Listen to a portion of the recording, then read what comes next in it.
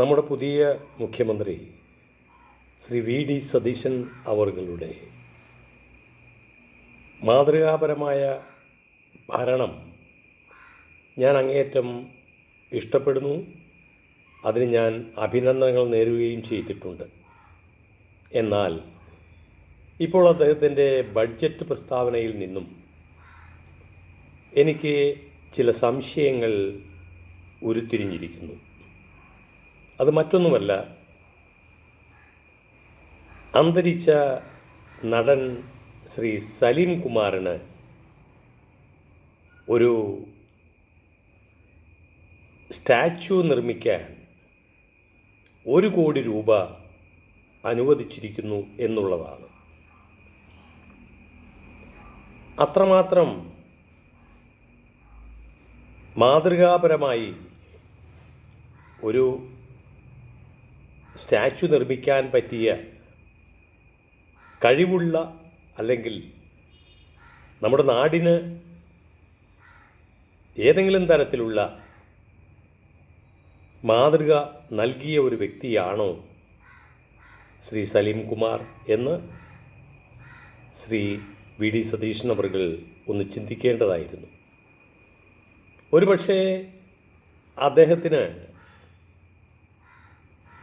ഏറെ അടുപ്പമുള്ള ഒരു കൂട്ടുകാരനായിരിക്കാം.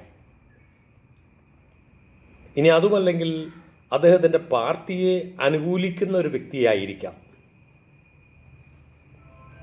അദ്ദേഹത്തിന് മുഖസ്തുതികൾ പാടിയിരിക്കുന്ന ആളായിരിക്കാം. നല്ല വാക്കുകൾ പൊഴിക്കുന്ന ആളായിരിക്കാം. അത് ഒരു സ്റ്റാച്യു നിർമ്മിക്കാൻ മാത്രം അർഹതയുള്ള കാര്യമാണോ എന്ന് മുഖ്യമന്ത്രി ഒന്ന് ചിന്തിക്കണമായിരുന്നു.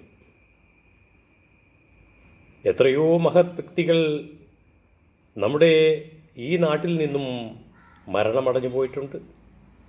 എത്രമാത്രം നാടിന് സംഭാവനകൾ നൽകിയിട്ടുള്ള വ്യക്തികൾ മരണമടഞ്ഞിട്ടുണ്ട്. അങ്ങനെയെങ്കിൽ ഇവർക്കെല്ലാം ഇതുപോലുള്ള സ്റ്റാച്യു നിർമ്മിക്കുവാൻ മുഖ്യമന്ത്രി ശ്രമിക്കണ്ടേ? അപ്പോൾ അദ്ദേഹത്തിൻ്റെ അധികാര പദവി ഉപയോഗിച്ച് എന്തും ചെയ്യാം എന്നുള്ള ധാരണ തെറ്റാണ്.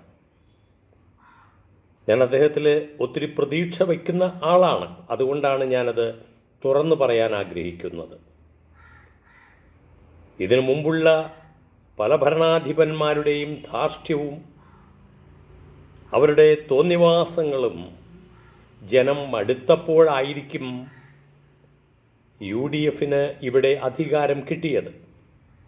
ഞാൻ UDFനെ ഒത്തിരിയേറെ വിശ്വസിക്കുന്നില്ല, അല്ലെങ്കിൽ UDFൽ നിന്നും എന്തെങ്കിലും നന്മ വരും എന്നും എനിക്ക് പ്രതീക്ഷയില്ല.